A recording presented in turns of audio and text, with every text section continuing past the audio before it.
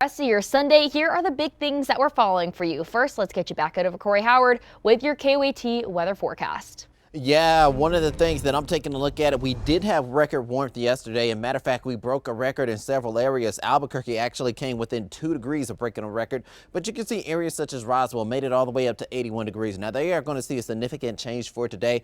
They are going to be about 30 degrees cooler. Let's take a look at the statewide map. You can see Roswell down to 51 degrees. A lot of 50s and 40s along the eastern border of the state. So we do have a change in the forecast for them. Now, when we push it over for tomorrow, they begin to warm on up. And tomorrow's going to be a little bit of a rebound day. We're going to get a little bit warmer, and then we'll be on track to break records again once we get over to Wednesday. But for Albuquerque today, we should make it up to 59 degrees. Then we warm up once again on Monday up into the 60s. And then by the time we're over there through Wednesday, we're going to be seeing near record high temperatures. Peyton, back to you.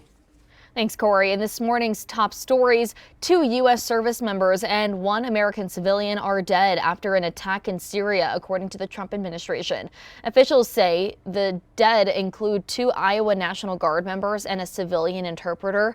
President Trump is blaming ISIS and warning of very serious retaliation as the Pentagon confirms the attack targeted U.S. forces involved in a counterterrorism operation.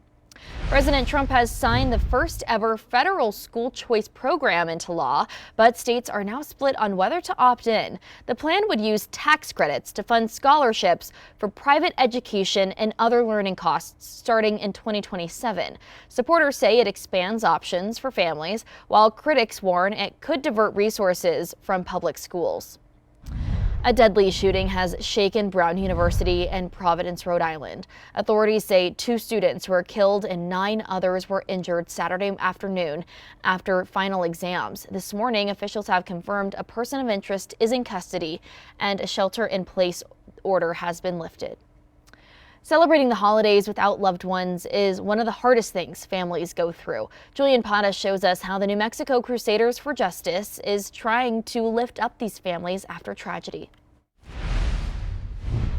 For these families, the holidays are a lot harder. He was so charismatic. He would light up a room, make friends everywhere he went from the time that he was young till his last days. Summer Walker Apiza is talking about her son, Eric. He was murdered 6 years ago at the age of 19. Summer and others say dealing with this type of grief during the holidays is always a challenge. It's like an entire part of us has been ripped from our bodies. There's the emptiness that we carry. And so holidays are the hardest, especially Christmas. Melissa Hernandez works with Explore Academy and is a chapter president for the Crusaders for Justice. Hernandez and other Crusaders helped put together a Christmas carnival for families at this chapter school location. They did it with the help of 17 students. They wanted to get involved, and so I let them know that we had a holiday event coming up. I was trying to find a place to host it. To be able to create an event where people can come together and feel loved and supported is a very amazing thing for us to do. Organizers say about 100 families came out. Some who participated were able to set up tables to honor their missing loved ones. It's just nice to hear their name and never forget their memory, and that's why we keep doing it, because we're never going to forget them, and we just want to keep their memory alive. Although the holidays remind these families of who they're missing, events like this also remind them of the fight they take on every day. Taking from this, I take the strength and that we just keep moving forward. A fight to make change for the future of families just like them. For KOAT Action 7 News, I'm Julian Patas. Health officials are bracing for what could be a tough virus season, driven by a new flu variant and increased holiday travel and RSV. Last year, an estimated 1 million people were hospitalized and more than 70,000 died from the flu. Health officials say of the people hospitalized with the flu last season, only about 1/3 had been vaccinated. They continue to urge people to get their shots, saying even if you do get sick, that vaccine can help prevent severe illness and complications. ABQ Ryan has rolled out new bus routes across Albuquerque aimed at improving service for riders across the city. It impacts 9 bus routes in total, including routes 5, 8, 10, and 11. Officials say some buses will now arrive every 30 minutes, making service more frequent during the week. There's also a new Sunday service on select routes, With buses running every 60 minutes, you can check if your route may have been changed by visiting abqride.com.